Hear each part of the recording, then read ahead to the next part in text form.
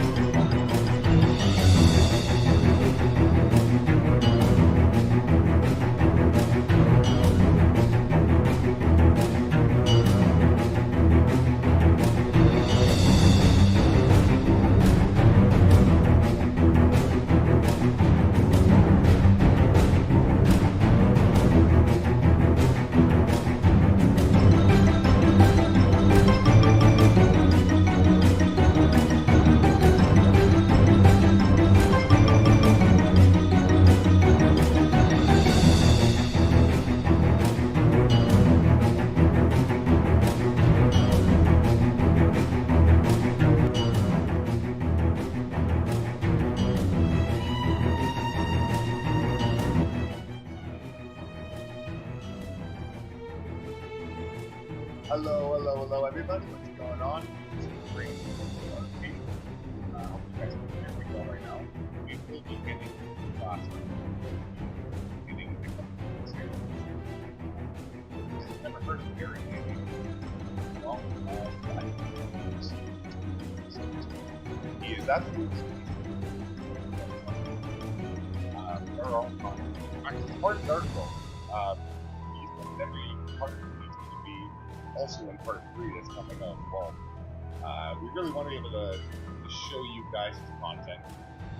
Notice that his growth is just not gone up as much as he thought it would, right?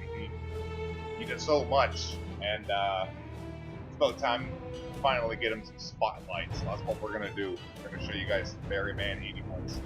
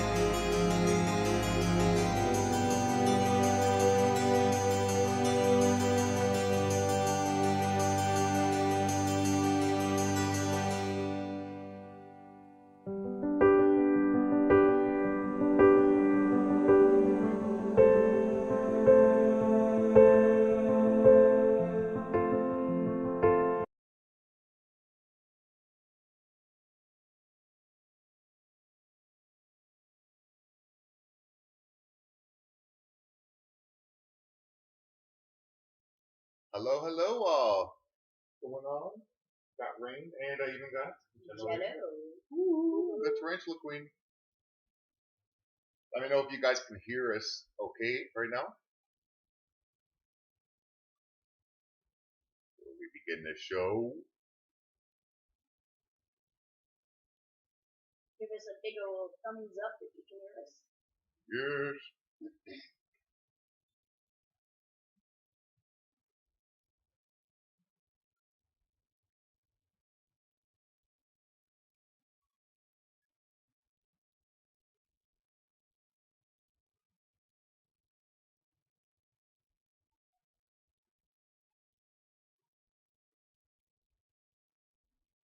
I'm assuming you guys can hear. I'm hoping you guys can. But, okay, so let's get to the show. So, BERRYMAN81. We actually met him through Jacob Miller. Yeah. And Jacob was doing a power networking stream, which some of you guys might be familiar with, not too sure. His channel is actually called Billet TV now. But yeah, we saw BERRYMAN come in there, and we thought his film reviews are actually pretty awesome. I mean, he gets actually right to the point, and he's not afraid to say it. So when his titles are usually 10 things wrong with, right, and the list of the movie. So even if the movie is phenomenal, which there are some phenomenal movies in here that he's reviewed, you know, there is no perfect film, and I think we all know that, right? Even if we watch through and go, it was amazing, it's amazing, right? If you really look in depth, I mean, there is always 10 things that could always, or more, right, that could make it better, actually, right? So he dives right into that, which I'm sure probably drives his wife a little crazy sometimes. Especially when he has to watch the movie multiple times just to pick out something. Yeah, or if the movie's boring and he falls asleep or something, he's like, "Oh, I still want to get the review out," so he rewatches it again. So you know what? I think I'm gonna hand this over to Jeno. We're gonna kind of take turns here. And then we also want to let you guys come and choose some as well. But his quality, by the way, his quality has also changed phenomenally, right? Well, since it's new, we always do some. Nope.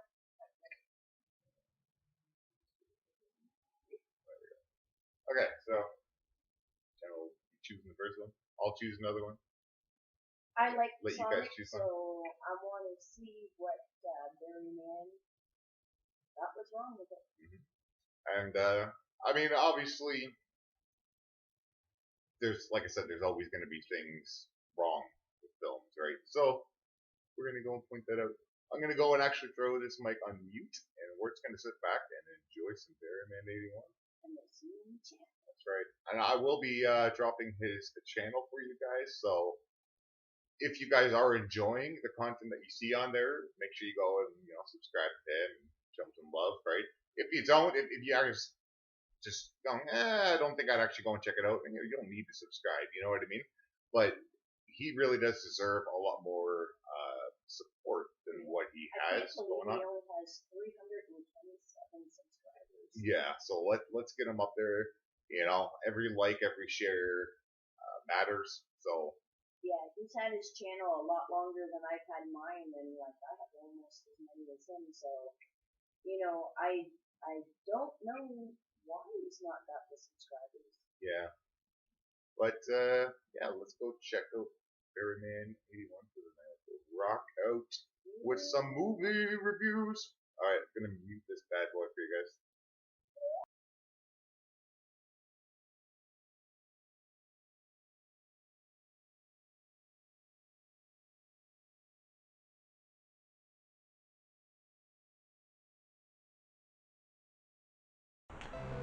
Let me take you back to Christmas 1991.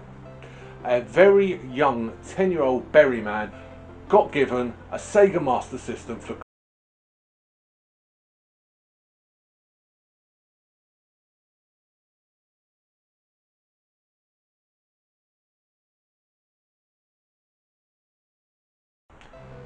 Let me take you back to Christmas 1991.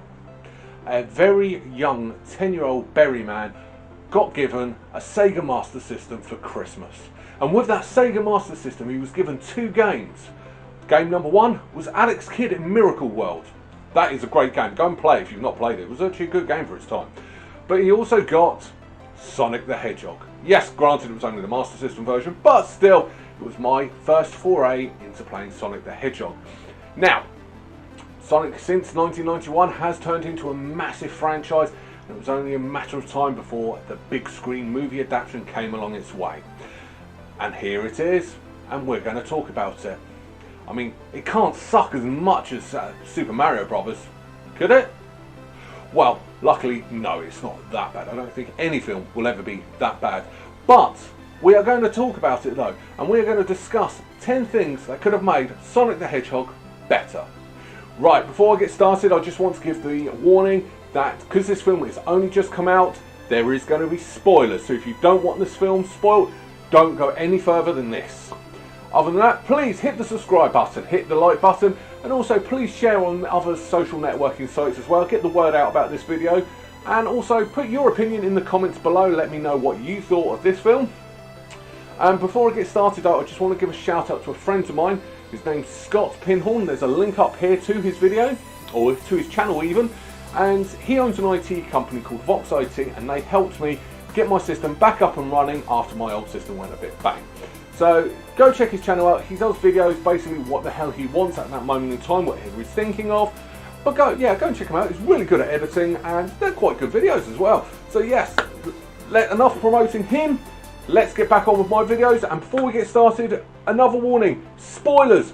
Don't complain if you've watched this video and I've spoiled it for you. Number 10, not have the design blunder. So, when Sonic first started back in 1991, he looked like this. Now, at the time of recording, his last major game was Sonic Forces, which came out in 2017. He looked like this. When the film first got announced, he looked like this. Now, you can imagine the backlash that came from this. People hated it and they slated this badly. So much so they went back and changed him to this. Great, that's what they needed to do. The problem is this does not leave a good impression on the film, especially before the films come out. It leaves a bad taste in people's mouths when the film they want to see has a bad start before it comes out. Number 9. Why so fluffy? Okay, this isn't actually my point, this is my girlfriend's 11-year-old daughter's point, but it's a valid point. Why is Sonic so fluffy? Hedgehogs are not fluffy, they don't have fur. If I could, I would have actually had a real hedgehog in this video with me. Unfortunately, I don't actually know where to get a hedgehog from. But yeah, hedgehogs, it's called spines, and they're made hard by quilting. I think that's how you say it, I'm not sure. I'll put the actual word on the screen. But hedgehogs aren't fluffy. Why is he fluffy? Why is he covered in fur? I mean, you can't say it's not fluff or fur. He gets wet, and to dry himself off, he goes boom. No, sorry, it doesn't work. Why? Cheap laughs? I don't know. If you're going to try and make them realistic, at least make the spines realistic as well. Number 8, better marketing. Right, I know I've sort of touched on this about the whole what the hell did Sonic look like, but it was also the rest of the marketing as well. I mean, when the first poster came out, it looked like Sonic had never missed leg day a day in his life. I mean, the guy had huge thighs. I mean, I've got huge thighs, but I'm fat. I'm not showing you on camera, but the thing is, when you're doing a film or promoting something, you need good marketing. Bad marketing can actually make the best film in the world look bad and no one will see it. Now, as I said, the film's only just come out, so we won't see the whole extent, but I can guarantee the film would have made more money if the marketing was done better. Yeah, sorry guys. Number 7, more faith from the studio. Now what I mean by this is Paramount don't really seem to be behind this film at all. The guy they've got to direct it has never directed a live action feature film. This is his first live action feature film. All this guy has ever done is a couple of animated shorts. That's it. And this is the guy they put. Paramount want this film to fail, or that's the impression they actually give. Now, Jeff Fowler, I'm not going to actually say anything about him, but to my opinion, he's actually done a big middle finger to Paramount because he has done a brilliant job with what he was given. But why would you give a franchise like this to someone whose background is animated shorts? Doesn't make sense unless Paramount wanted this to fail. Number 6, not have the film set on our Earth. I don't know why filmmakers do this. You get a franchise that's got its own backstory and its own world full of rich stories that you can use from, and they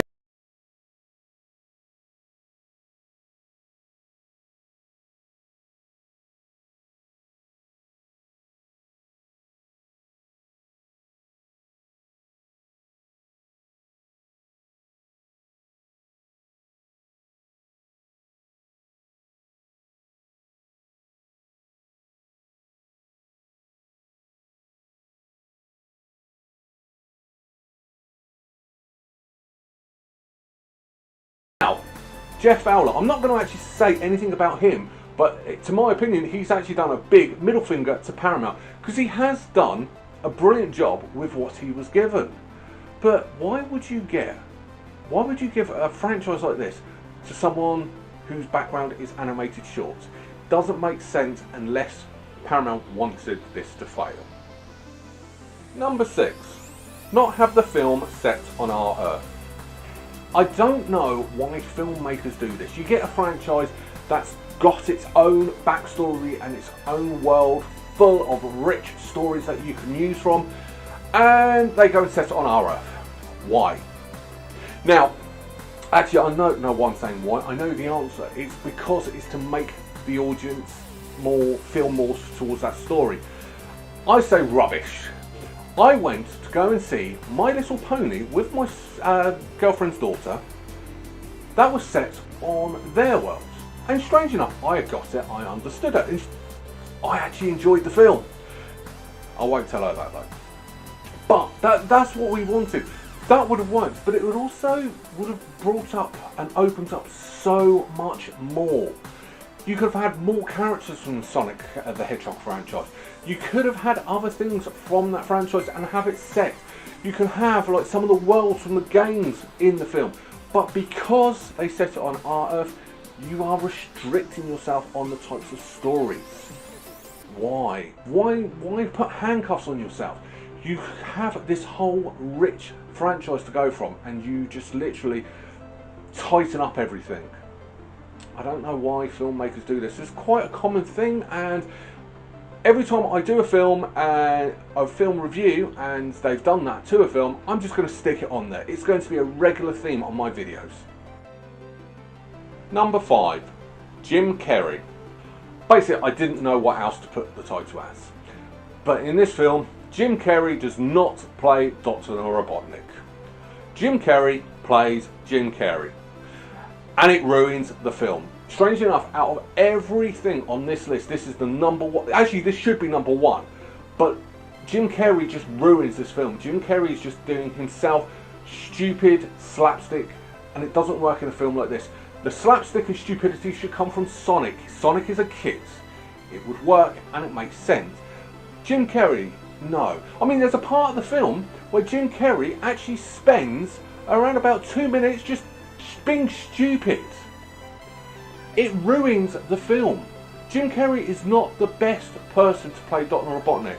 Now, towards the end of the film, there was a scene where Jim Carrey was actually being more Dr. Robotnik-like, and I thought, oh, he might just have it. It lasted about 30 seconds, then he went back to being the way he'd been throughout the whole film. No, if there's Jim Carrey fans out there, you probably say, oh no, he's brilliant. I'm a Sonic fan. I've loved Sonic since 1991, and Dr. Robotnik is nothing like that. Also, he was way too skinny to play Dr. Robotnik. I'm fat enough to play Dr. Robotnik, and I'm about 4 times bigger than Jim Carrey. Number 4.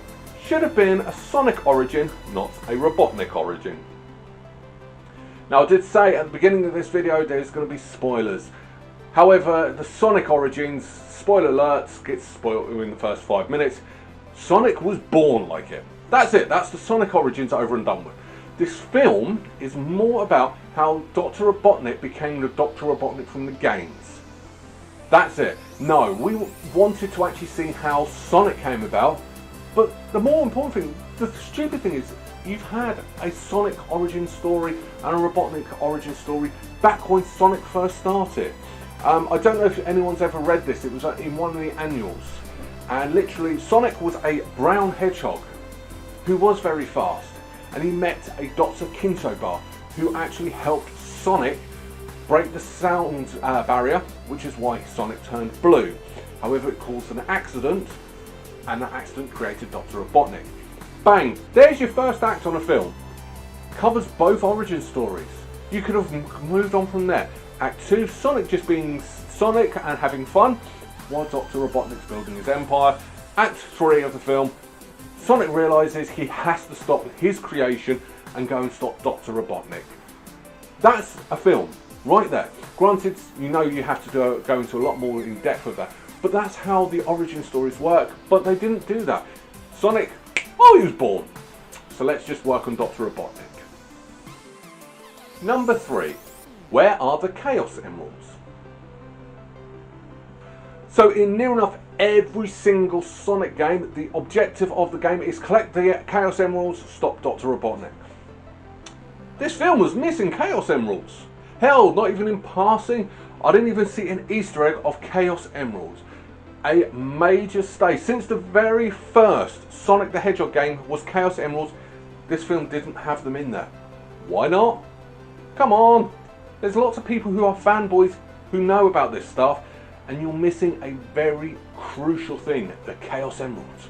Tut tut tut tut tut. Number 2, have better Batniks. Yeah, another staple of Sonic games is the Batniks, the robots. Now you get all sorts of ones, and they're normally quite cool, and each game you had new versions of them to keep the games fresh. And they were all some wacky designs. And what do we get in this film? Drones. That's it. That's all Robotnik had, was just drones, drones, drones. Drones that looked like they were ripped from the Terminator franchise. Seriously, they all had like glowing red eyes. Why? It wasn't really imaginative. It was trying to keep realism on our Earth. Goes back to why set it on our Earth again. But no, I didn't really like the drones, apart from the fact that it did have the whole egg-shaped, let's have a reference to Dr. Robotnik being Eggman. Other than that, that was all all these drones led was for that one joke. Number 1, Supersonic should be yellow. I did say there are spoilers, but yes, a version of Supersonic makes an appearance at the end of this film, except he doesn't turn yellow, he just glows a brighter blue. Sorry, when Sonic turns super, he turns Super Saiyan and goes yellow everywhere, not just blue. If they ever make a sequel, they better actually do a proper Supersonic, but no, why? Come on. I mean, I get the feelings, I mean, the directors did a good job, but did they actually watch or play any of these games? Did Paul Anderson direct this secretly? It's like one of his films, to be perfectly honest. But no, Supersonic's yellow. Why? I can't say anything else. Supersonic is yellow. End of. Final thoughts. So overall, strangely enough, this film is actually a really good film. I actually did enjoy this film. However, I am quite juvenile when it comes to my sense of humour. So I got all the juvenile jokes, which annoyingly all came from Jim Carrey. He is probably the only flaw in this film. Other than that, the film itself, the special effects are fantastic. The casting, bar Jim Carrey, is brilliant. I mean, James Marsden is perfect as a foil for Sonic because he's got this unique ability to switch on between juvenile and sensible like that, he was perfect. The soundtrack was awesome, and it's just with how good this film looked, it was a shame we didn't get to see more of the planet Mobius where Sonic comes from. But other than that, I did enjoy the film. It is a good film, and Jeff Fowler actually did a really good job on this. So yeah, a 10 out of 10. Well, actually, I would probably say more 7 out of 10 if I had to rank it. I don't normally rank my films. Should start doing that from now on. But yeah, it was good. I would recommend seeing it, but take children with you. It's definitely aimed at children, not people who used to like Sonic when they were kids, like me. Anyway, that was my opinion and my thoughts on the film and what could improve the film. What's your take on the film? Leave comments down below, and yeah, that's all I can really say about it, really. So hit me up on these social networking sites. There's a new one added if you want to try and support me get better content up here as well. And there's other videos on the screen now to say if you want to check out some of my other videos. But other than that, I look forward to seeing you next week. Take care. Bye bye.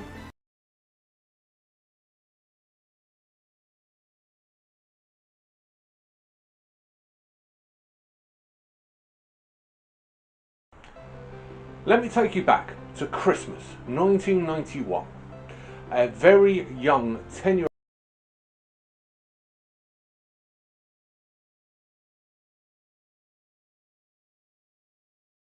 There are good films, there are bad films, there's fantastic films, and there are appalling films. But there's one thing that doesn't exist, and that is a perfect film.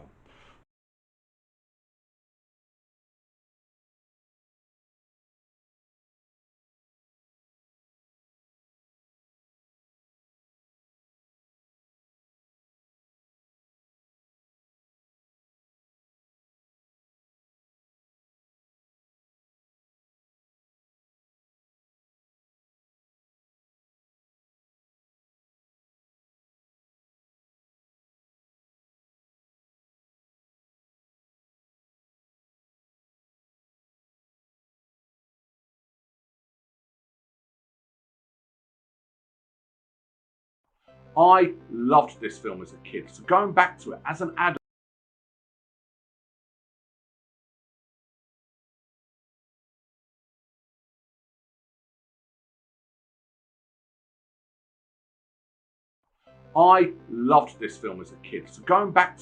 adult, brought back so many memories which I'm so glad for. That being said, it's not a perfect film.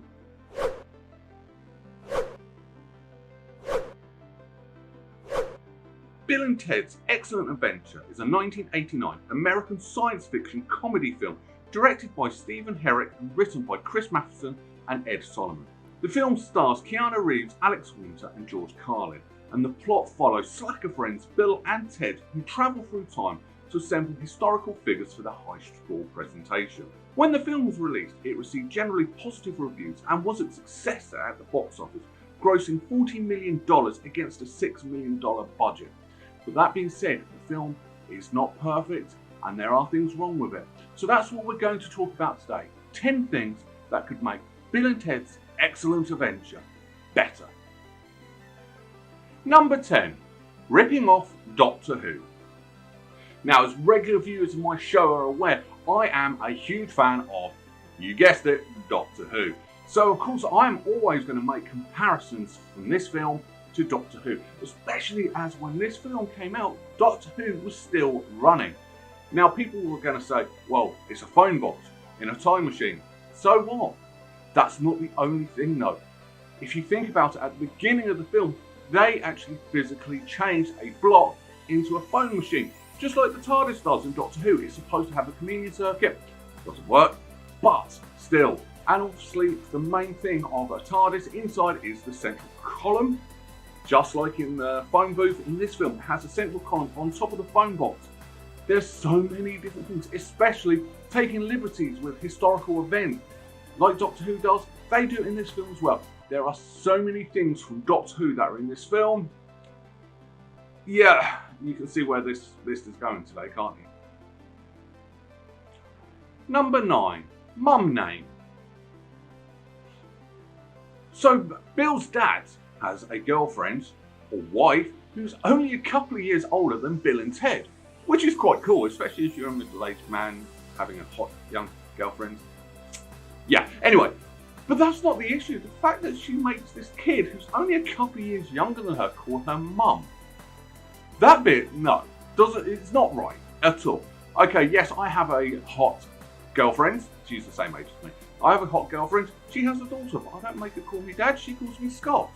Or other names as well, but we'll leave that off camera. But yeah, why does she insist on making Bill call her mum? Doesn't make sense. But that wasn't the worst thing she did. Number 8, kids' rooms. Yeah, Missy goes one step too far.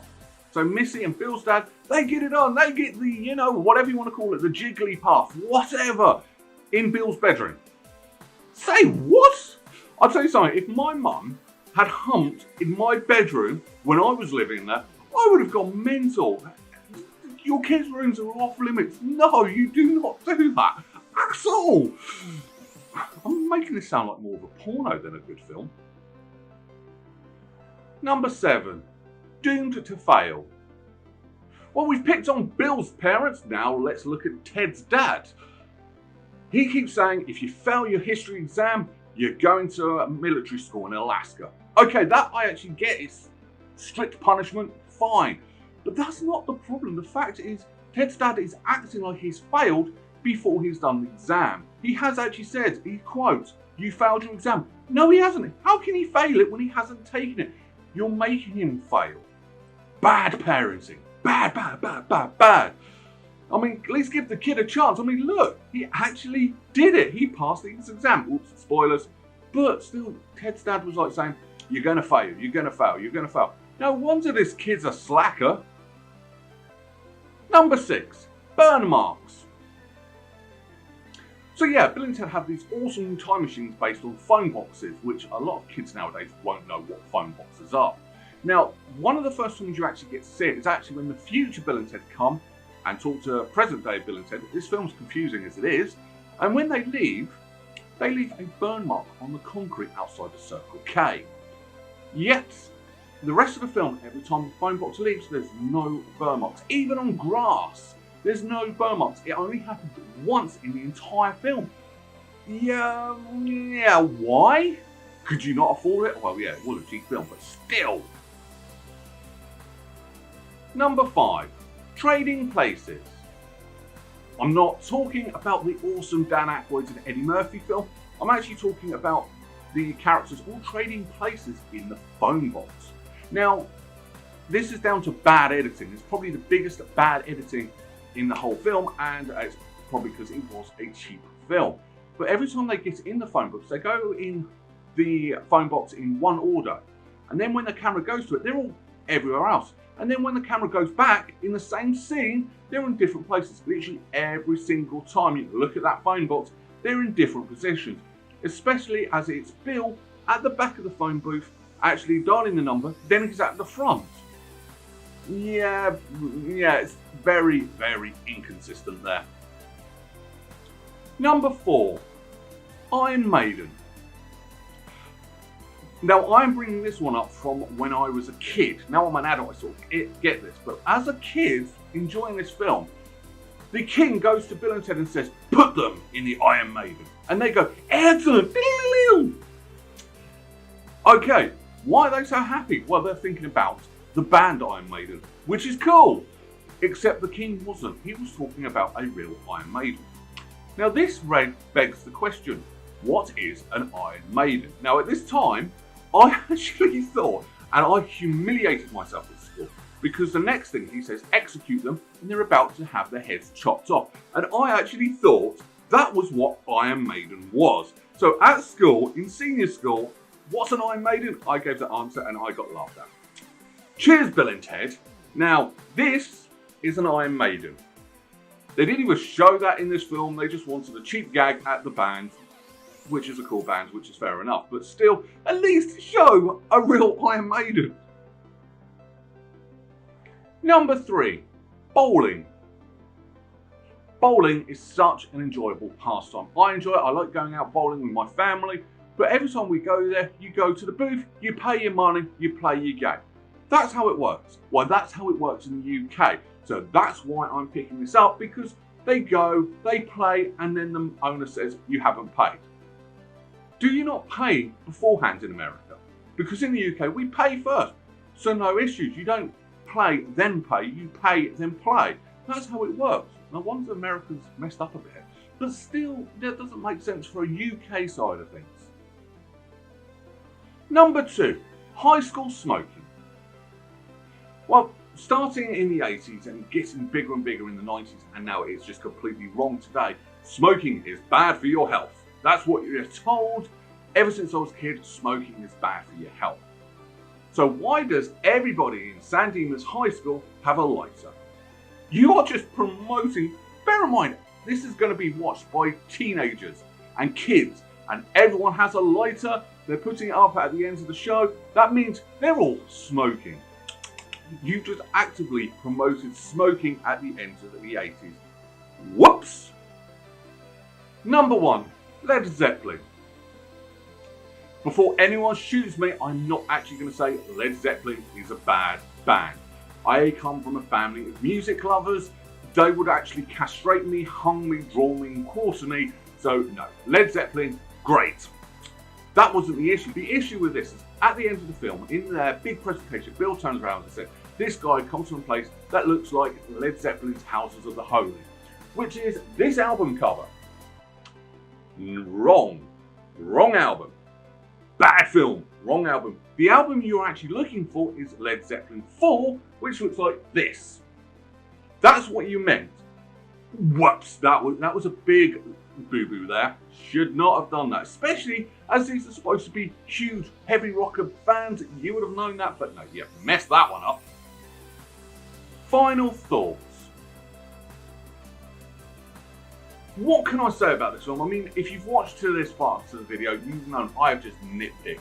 There's nothing majorly bad about this film. In fact, it is such an enjoyable, fun film. As I said in my intro, I loved this film as a kid. Going back to it as an adult, I still thoroughly enjoyed it, and it's made me want to watch the sequel, Bill and Ted Face the Music, even more when it comes out on the 23rd of August. So I'm actually looking forward to that. That's why I've done this video. But that being said, the only problem is it's only for a certain type of people. It's not going to be bothered by older generation. It's not going to make the younger generation of today excited for this film, especially female. It's going to be for stupid, immature little teenage boys. Just like I was back then. But this film is still a good film, especially between the chemistry between Alex Winter and Keanu Reeves. Those two are what make this film. Their timing with each other is fantastic. You can actually see their friendship through the camera lenses.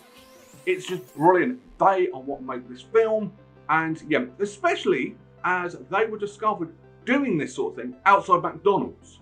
That's how they were discovered.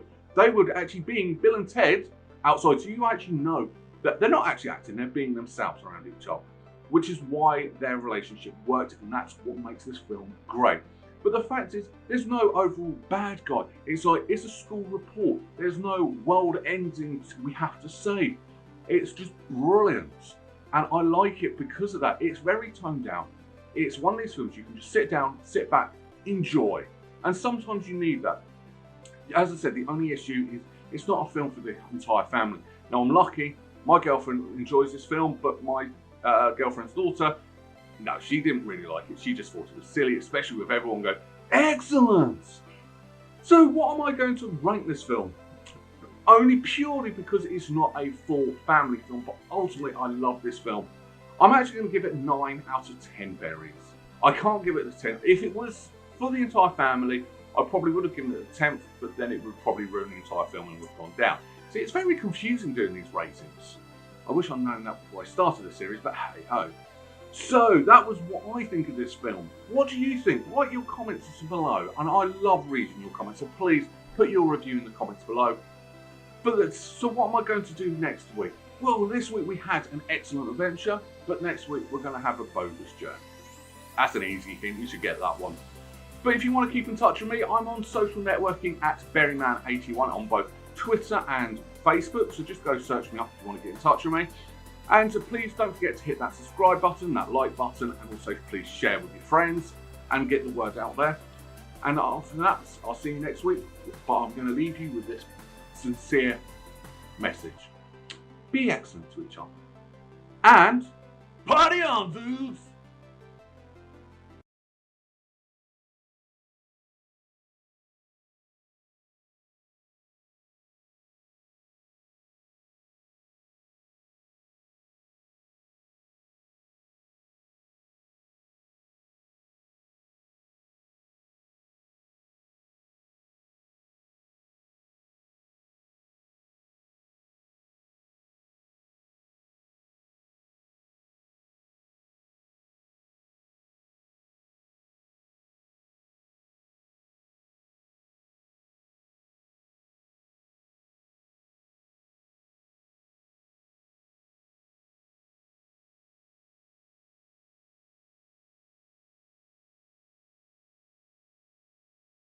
This film is quite a creepy film, but it's not just the film that's creepy. There's some creepy things behind the scenes as well.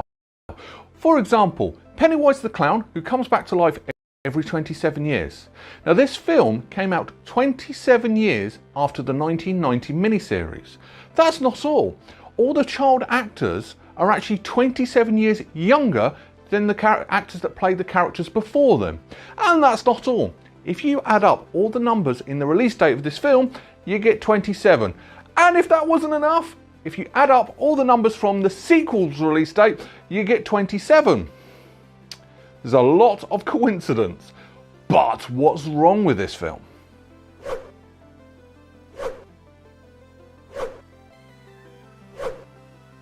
It, retroactively also known as It Chapter 1, is also called It Part 1 The Losers Club, and it's a 2017 American supernatural horror film based on Stephen King's 1986 novel of the same name. The film tells the story of 7 children in Derry, Maine who are terrorised by Pennywise the Clown, who's also called It, only to face their own personal demons in the process. When the film was released, it received positive reviews, with critics praising the performances, direction, cinematography and musical score, calling it one of Stephen King's best adaptations. It received numerous awards and nominations. But it's not perfect, that's why I'm doing this video. So let me explain 10 things wrong with It. Number 10, no Tim Curry.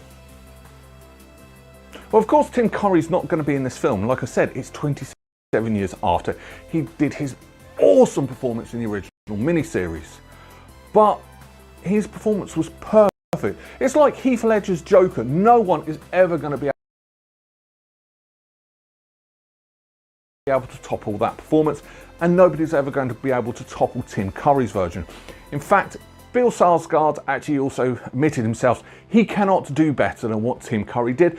That's why he did his own take that was completely and utterly different, and I'm going to give him kudos for that, but his presence is sorely missed.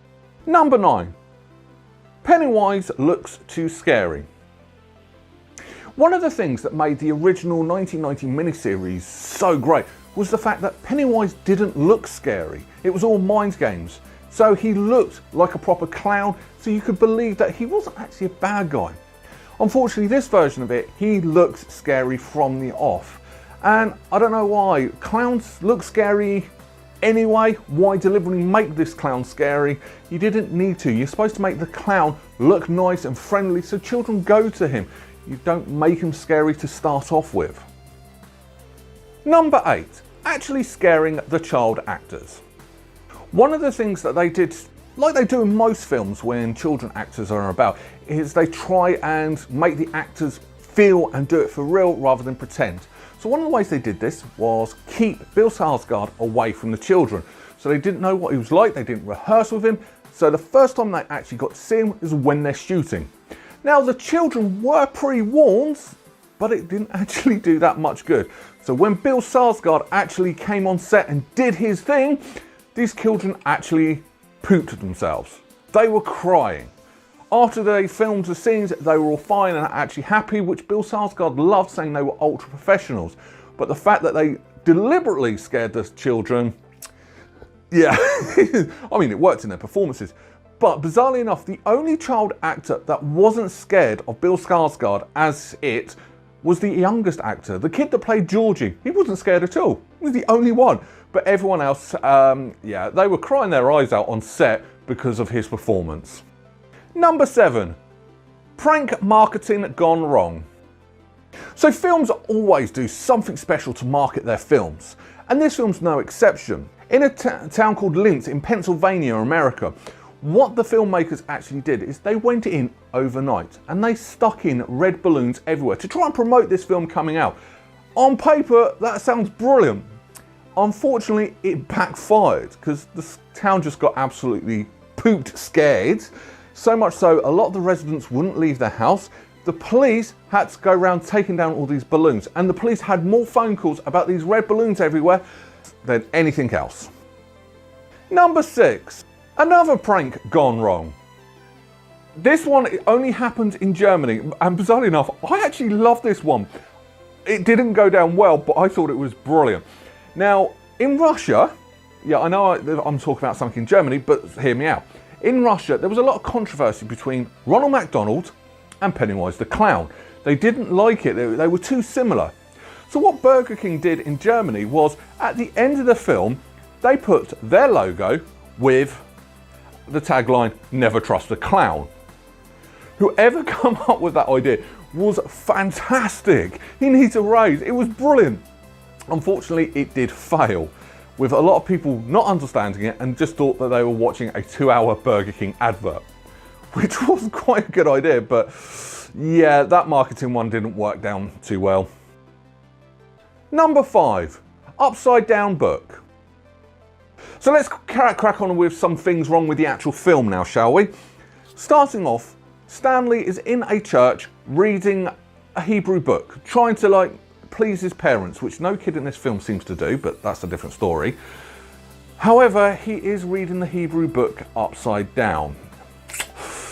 I noticed things like this. Yeah, he read the book upside down. There's no ifs or buts. The book's upside down. Number 4, no one talks to the cops. Now, I have said in the past that adults don't listen to children, and that happens quite a lot in films. Even today, that still happens. But this film took it one step further. These kids didn't go to the cops. Now, I'm not talking about the supernatural stuff that was going on. There are some more realistic things that are going on that they didn't speak to the cops about. Now, first of all, Henry Bowers actually carved a H in one of the other kids with a knife. Something that didn't happen in the original 1990 miniseries, but happened in this film. Did they talk to the police? Well, no. Obviously, the cop is actually Henry Bowers' dad, so nothing would have happened. So that's sort of believable, sort of. But there was another issue. When they're down in the sewers, they actually find one of the missing kids' shoes. Why didn't you tell the police about that one? I can't think of any reason why not. But you still didn't do that. You should have done. Had the police down there looking for them, maybe they would have all got slaughtered as well, but you didn't. You still would have told the police if you found a shoe of a missing person, wouldn't you? Number 3, prerogative shots. Now, you may notice on this segment, the Berry Telly is missing, and that's because I don't actually want to put this shot in this video. Now, to show the kids having fun and their growing friendship, the way they do this is they have the kids playing together in a quarry. Now, I don't have an issue with that. In fact, it does sort of develop the story. It's the fact that all these kids, who are all 14 by the way, are all standing around in their underwear. I don't really want to be watching a horror film or any film where I'm watching 14-year-old children in underwear. That's just wrong. But it goes one step further. All the boys are sat there oogling over the 14-year-old girl, which, yes, 14-year-old boys would do that. But do I want to see that? No. That's just one shot too far. You should have done something else to try and, convey your message, not have them all stood around in underwear. Which, by the way, no one in the 80s was running around in their underwear, by the way. Number 2, extra blood. So quite later on in the film, Henry Bowers gets talked into killing his dad by Pennywise the Clown. and it was very well done. It's also something that wasn't in the original 1990 miniseries, which is brilliant, and I loved they added that extra depth to Henry Bowers. However, when you see him a bit later on, he's covered in more blood than what it was when he killed his dad. Didn't add on, it didn't flow. Now there is a reason for it. There was a deleted scene. Yep, a deleted scene where he killed his two best friends, and that is where the extra blood comes from. They should have actually left that deleted scene in. It would have made the film flow a little bit better, not splats of blood covered in blood. Yeah, why did you delete it in the first place? Number 1, no post-credit scene. Post-credit scenes are being done to death, all thanks to the MCU, but let's face it, we all love it. This film should have had one, or a trailer. They should have had something to say, It Chapter 2 is coming, either at the end of the film or at the end of the credits. But there was nothing. Why not? Can anyone explain why not? It would have helped, it would have been brilliant, but nothing. This film has to be a two-parter film. The book is written like it. The 1990 miniseries was done like it. This was done the same way. It ended the same way. But nothing to say, there is another film coming. Why not? Final thoughts. Now, as regular reviewers on my show actually are aware, my genre in films is more sci-fi, as you can tell by my t-shirt. I love sci-fi. Now, horror isn't my forte, it's not my favourite genre. I tend to leave that to other YouTubers like Slasher Media. Go check him out. I was quite excited to watch this film, and I'm glad, because I loved the original 1990 miniseries. One thing I didn't want to see was literally a remake, a shot-to-shot remake of the original 1990 miniseries, and I got what I wanted. The original 1990 miniseries is more comical, whereas this is more psychological. And it's brilliant, and it works, and I loved it. There is a lot going good for this film. The casting, the child actors are very hit and miss when you use a child actor. They got it spot on. The kids were perfect as their role. The adults were perfect as in their roles. Bill Skarsgård as Pennywise the Clown, surprisingly, was brilliant. For his version of Pennywise, it was never going to be as good as Tim Curry has previously said, but he did do a brilliant job. And I'm glad he did what he said he set out to do by doing a completely different version, because he couldn't compete. And he pulled it off. It was brilliant. One thing I did love about this film as well is the whole 80s nostalgia. As a child growing up in the 80s, seeing all the stuff from the 80s, like the calculator watch, which I loved. Mum, you never got me one, why not? Airwolf t-shirts, I want one, by the way. If anyone wants to send me an Airwolf t-shirt, love it. It was brilliant, and it was so well done, especially in this day and age, to make something look like it came out in the 80s. Seeing Batman on the big screen, or Lethal Weapon 2 in the big screen. Brilliant. It was so much well done. It was well thought out. There's not actually that much wrong with the film itself, which is why I've brought in a lot of behind the scenes stuff. The only big issue, bizarrely enough, is that one scene with the kids in their underwear, which was just pure wrong. That shouldn't have been in the film. But other than that, all the praise this film got, it is well deserved. Yeah, strange enough, this has made me more excited for the sequel. But I'm not talking about the sequel, I'm talking about this film. So what am I going to rate it? You know what, I was hooked from start to finish on this film. I'm actually, for a horror film, I'm going to give it a 9 out of 10. Yeah, it was good. I highly recommend this film. Go and watch it. As I said, I am excited, really excited to actually watch the sequel. Do you want to know what I think about the sequel though? Well, come back next week, because that's what I'm doing next week. I am actually really excited to do this next week's video. Really am. No clue, I've just said it out there.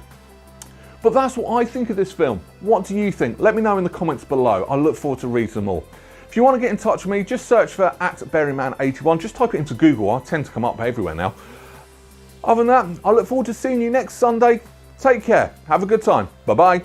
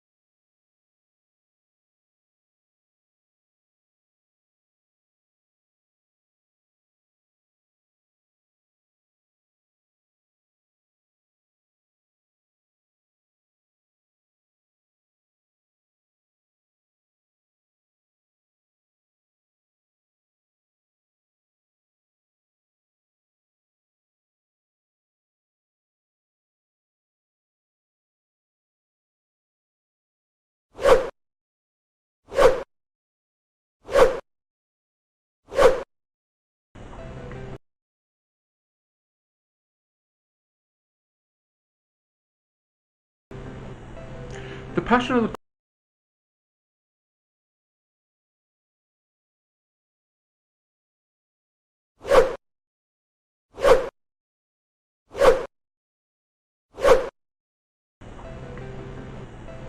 The Passion of the Christ is a 2004 American film depicting the last 12 hours of Jesus Christ before he was crucified on the cross by the Romans. The film itself was directed by Mel Gibson, who also co-wrote the film, and it stars Jim Caviezel. I can't say his name properly, so I do apologise if I said your name wrong, but he plays the titular Jesus Christ. Now, when the film was released, it predominantly was positive reviews, but it did have some criticisms. So what could have made the film better? Well, that's what we're going to talk about today, and while we'll discuss 10 things that could have made The Passion of the Christ better. Right, before I get started, just want to let you know, because we are discussing the film in its entirety, there are going to be spoilers about the film, so if you haven't watched it, I may spoil it for you. Also, while you're here, please don't forget to look for one of these buttons, the subscribe button, the like button, and also the share button, get the word out there as well. But I also want to give a shout out to someone else, Sinister RP, the person behind the web series Dark World, which is playing on my computer behind me, who I'm also one of the voice actors for. Episode 2 is now out, and there is actually going to be a link up here to the actual episode, so go and check that out. Lastly, I just want to put it out there that I'm not here to criticise or anybody's religion or faith. I'm only here to review the film. That's it, nothing else. But other than that, as I said, spoilers, so let's get cracking on what could have made the film better. Number 10. Have the film talk in English. Yeah, the film itself, it's in 3 languages. It's in Hebrew, Latin and Amharic, and because there's no English in it at all, it makes it hard to follow the film. Now, I understand why they did this, but I do think it put off a lot of a bigger audience about it. If they had it in English, it would have made it easier to understand, and a lot more people could have enjoyed the film. Number 9. Have the film made with subtitles. As I said in point number 10, I sort of understand why they didn't actually have talking in English. It's to try and keep that sense of realism, to try and make you fully immersed in the film. And to some extent it does work. The problem is the film itself doesn't have subtitles, so you are left relying on whatever streaming platform you're left with. I personally watched it on Amazon Prime, which only seemed to have half the subtitles, especially from the Romans. A lot of the times the Romans were talking to each other, there was no subtitles, so I didn't actually know what was being said. Same again, it's hard to actually follow the film if you don't know what's going on. Now in sci-fi films, when they have like an alien made up language, the film itself puts the subtitles in. But this film didn't, they just left it blank for some reason, so you're left with the service provider to add their own subtitles in, and you're losing a lot of the film from it.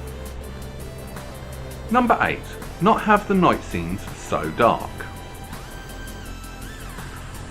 At the beginning of the film is set in the Garden of Gethsemane, which obviously is where Jesus got arrested, and it was at night time. But the problem is they didn't really make it light. So yes, it is dark like it's supposed to be, but you still want to see what the hell's going on, and you didn't get that. Just put a bit of lighting in it, brighten the film up about it, still give the impression that it's night time, and we can follow it. It's doubly annoying the fact that you have no idea what people are saying, and yeah, just these little things make the film a little bit more enjoyable. Number 7. Less facial close-ups. Now, the people who are in this film acted their hearts off and did an absolutely fantastic job with their acting abilities. So for some reason, Mel Gibson decided to put the camera right in their faces in a lot of the scenes. It didn't need that. Just pan out a little bit. I mean, would you watch this video if my face was here the whole way through the film? That is what a lot of the scenes were like in this film. Just pull the camera back. Come on, Mel Gibson, you're you're a really good director, but not one of your best moves, that. Number 6. Less graphic torture scene. Wow. When I mean gruesome, I'm not kidding. This torture scene was unbelievable. I mean, when they were whipping Jesus, you actually saw the whelps and cuts appear as each and every whip. But as the weapons got stronger, so was the gore. There was one thing, it was like a cat of nine tails, and as it whipped, it has razor blades on the end of it, and they were ripping chunks off the side of Jesus's bodies. Now, I know Mel Gibson was going for realism, but that was just OTT. It didn't need to be that gory. Especially with Jim's acting abilities, you saw the pain. You could have actually just left it to people's imaginations. Didn't need to show it, especially in that much detail. I mean, oh my god, that was just awful.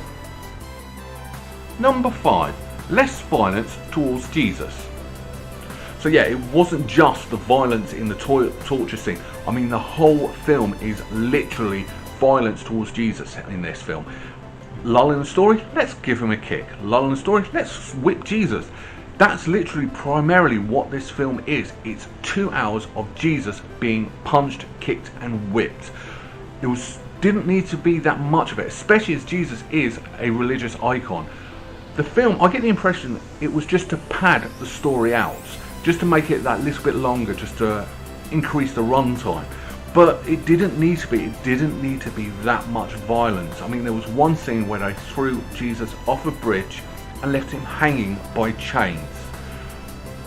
Just too much violence in this, especially towards someone like that.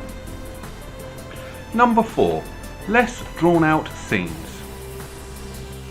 So apart from the added violence towards Jesus, the other thing this film did a hell of a lot was actually really draw out their scenes.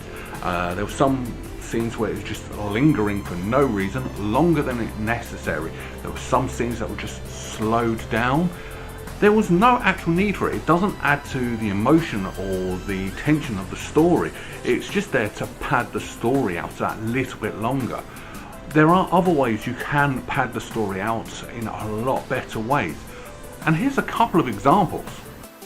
Number 3, start the film at the Last Supper.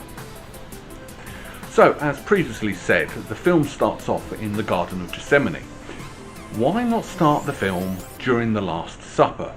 It's a chance for Jesus to say goodbye to his friends, his disciples, and it gives that story that little bit more meaning because he knew what was going to happen to him next. Instead, they started a little bit later on. Granted, they did actually put the Last Supper in flashbacks throughout the film, mainly at the end of the film, but it sort of lost its meaning. It would have meant more from the beginning of the film, knowing he knew he was going to die. Number 2, show more of the resurrection. So the ending of this film is set in Jesus' tomb, and you see Jesus' body all wrapped up, and then it disappears. Camera zooms out, and there's Jesus crouched next to his body, and then he stands up and walks away like a superhero. Great, so you see him come back to life, but what then? Couldn't we have had that little bit more afterwards, just so you know he didn't go through all of that suffering for nothing? Just to add that little bit more to the story. It even gives our story that little bit of a happier ending, and also just explains a little bit more of what the hell or why the hell he actually went through everything he went through during this film. Number 1, explain why Jesus died. So, John 3:16 actually says, "For God loved the world so much he gave his only son." That message, that saying, should have been the foremost reason to be at the beginning of this film, for the message of this film. Yet, there was no message in this film. Well, if there was, I missed it. The impression that I got that this film was about was, priests didn't like Jesus, so they arranged for the Romans to kill him. That's the impression I got from this film. Now, I know that's not what the story is about, but that message didn't come across in this film. Something that important, the whole reason of why Jesus did what he did, is missing from this film. Final thoughts. Surprisingly, this is actually a really, really good film. Mel Gibson did a fantastic job directing this, bar a few little niggly bits, and that's all these points are. They're just little niggly bits about this film. It was that good. I mean, the acting was phenomenal. I'm not even going to single a single actor or actress out. Every performer in this film outdid themselves. It was brilliant, it was moving, and granted, with take out the language barrier, you did get to feel for the characters just out of their pure acting abilities, which is fantastic. John Debney, who scored the music for this film, also was out of this world. His score in this film captured the emotion of each character fantastically. The locations was fantastic. I know they were trying to go for that huge sense of realism, and this film pulled that off perfectly. You did get a sense of this was filmed as it was happening, rather it's a recreation of something that happened 2,000 years ago. It was that good. So when it comes to ranking this score, how many berries am I going to give it? Well, I'm going to give it 8 berries. It was that good. I thoroughly enjoyed the film, surprisingly enough, because I wasn't actually expecting to enjoy the film as much as I did. So I can't sing or shout these praises enough for this film, bar those few niggly points. It was that close to actually getting a 9, maybe even a 10, but I think the violence issue just knocked it down that too much. Anyway, that was my thoughts of the film. What did you think? Have you seen it? What did you think? Did you enjoy this film? This film is obviously, because it's Easter, and look, I've got my Easter eggs here all ready and waiting. They're all mine to eat, if I can get away with that one. Anyway, thank you very much for coming. I look forward to seeing you next week, and there's more videos on the screen now, so if you want to keep in touch. There's social networking up in my new Berry Telly. What do you think about the Berry Telly? Yes or no? But thank you very much for your time, and I'll see you next week. Bye bye.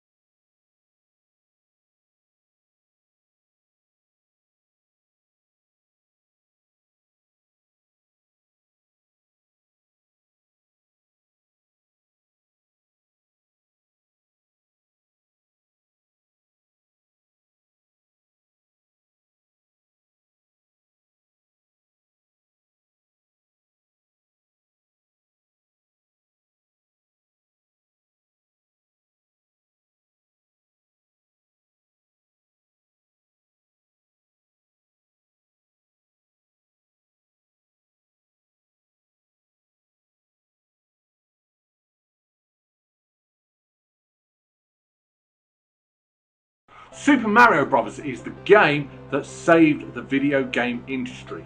So a big screen version could not be that bad. Could it?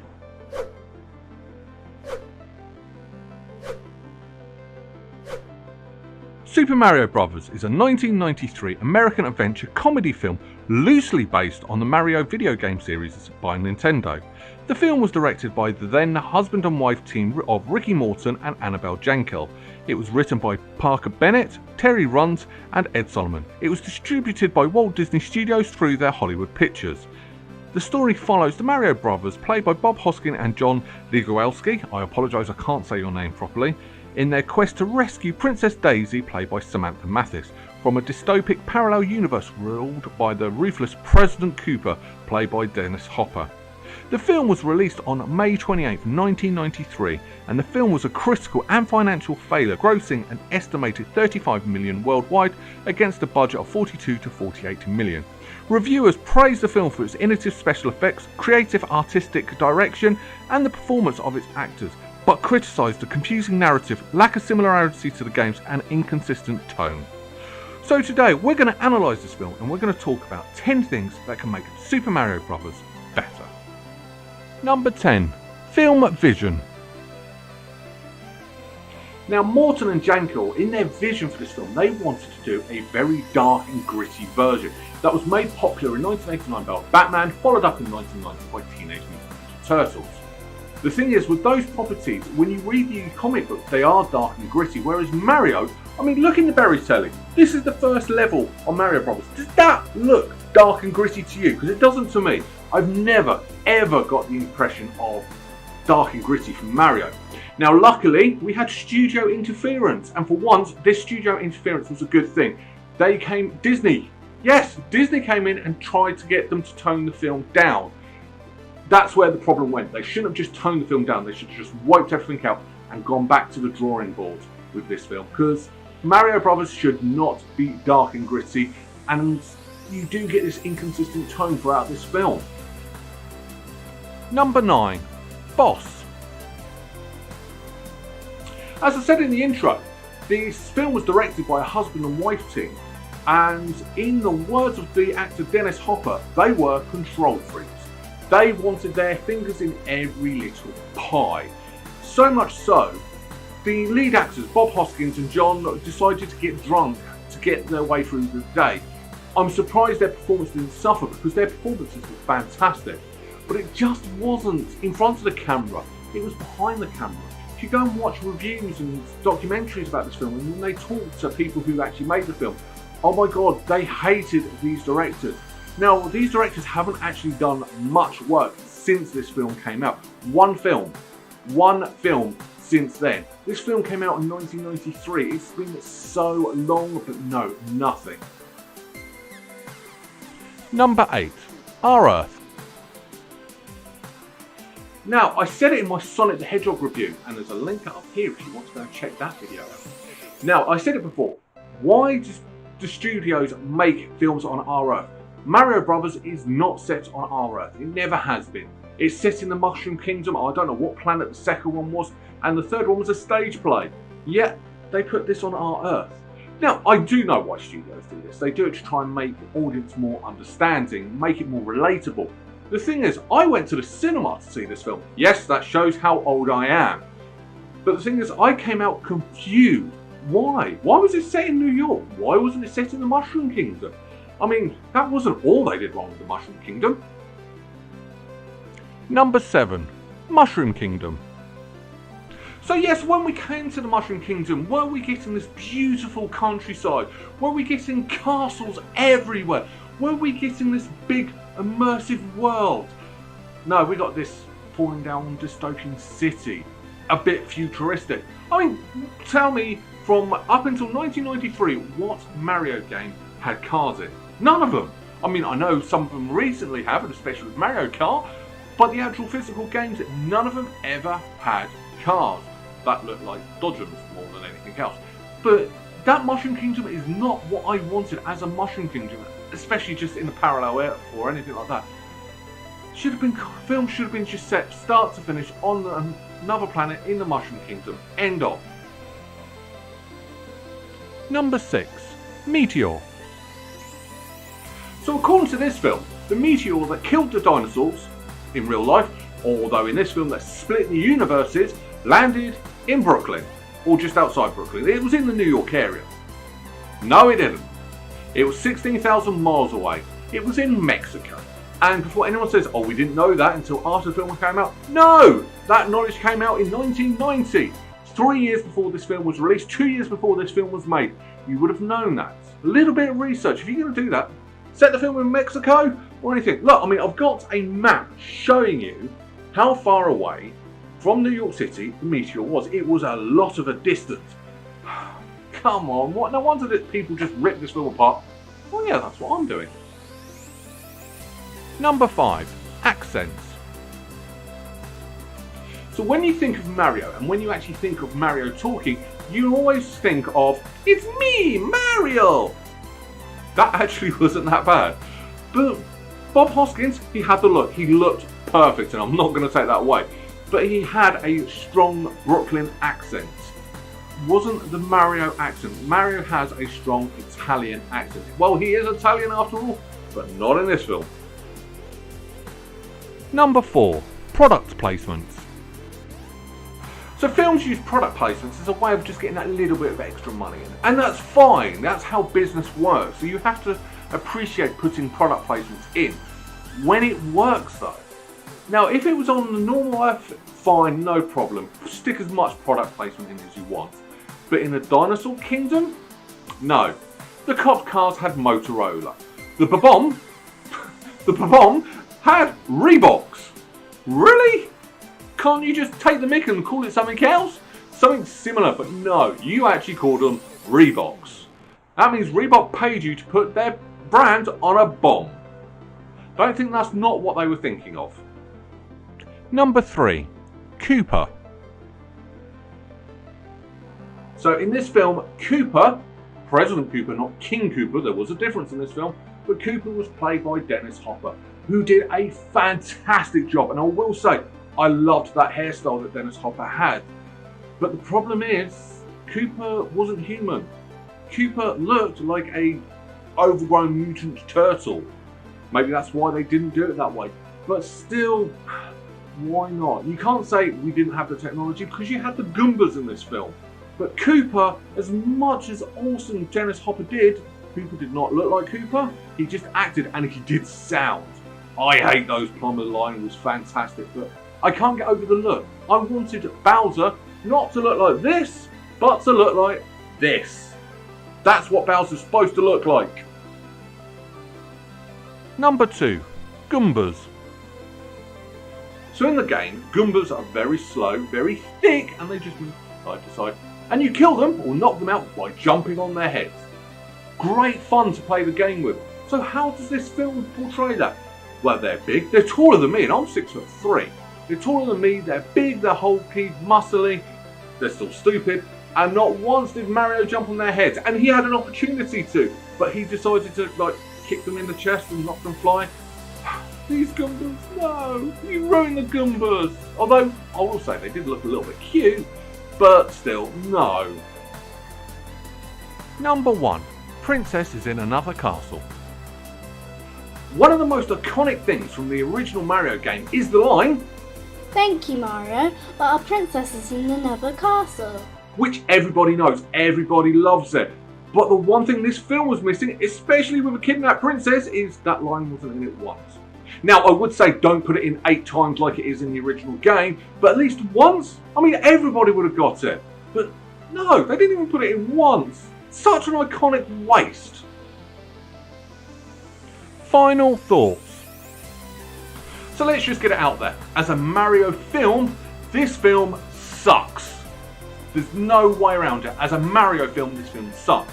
But the thing is, if you took the Mario out, and all you have to do is just rename some of the characters, then you have actually got a good film. You have a good action family film with quite a lot of laughs. Yes, there is the darkness in it, but it's not too dark, and I think that's Disney's influence. And you have actually got a good film. The fact they tried to make a Mario film is what actually ruined this movie. It's not Mario. It's just Mario characters. The term loosely based on is literally what it is, loosely based on. I mean, there's so much right for this film. The special effects are amazing, especially for the time. I mean, Yoshi is brilliant. I love Yoshi. It looks so real. Now, the CGI, which was groundbreaking at the time, today it does look dated, but the actual physical special effects are phenomenal. The acting, they got the cast perfect. Bob Hoskins was perfect. Everybody was perfect. There isn't a single bad cast member in this film. Everything is so right, but it got so wrong, and the reason why it was so wrong is because it wasn't Mario. That is the big problem with this film. It's a great film, just not a Mario film, which is a shame. It could have, if they took the Mario stuff out, it could have been a lot better. But there you go. Now, if I was ranking this as a non-Mario film and the film just on its own merit, I probably would actually give it 8, because it is a good film. But because it's a Mario, this is the problem, and I can't stress this enough. The problem is, because it's a Mario film that isn't a Mario film, I'm going to give it 4. And I'm being nice. I love the Mario games. As I said, I've always loved Mario games. Who doesn't love Mario games? Who doesn't love the music from Mario games? I mean, that's something they didn't put in, was the music from the Mario games. But yeah, good film, bad Mario film. There's nothing, that's the best way to describe this film. But as this week we're doing a Nintendo film, next week we're doing another Nintendo film, because there's only ever been 2 Nintendo films. Find out next week. What did you think of this week's film? Leave your thoughts and reviews in the comments below. If you want to get in touch with me, I'm on social networking. I'm on Facebook and Twitter at BERRYMAN81. Also, please don't forget to hit the like button, the subscribe button, join the notification squad, and come and join us every Sunday, 6 PM, when I premiere these videos. So until next week, bye-bye.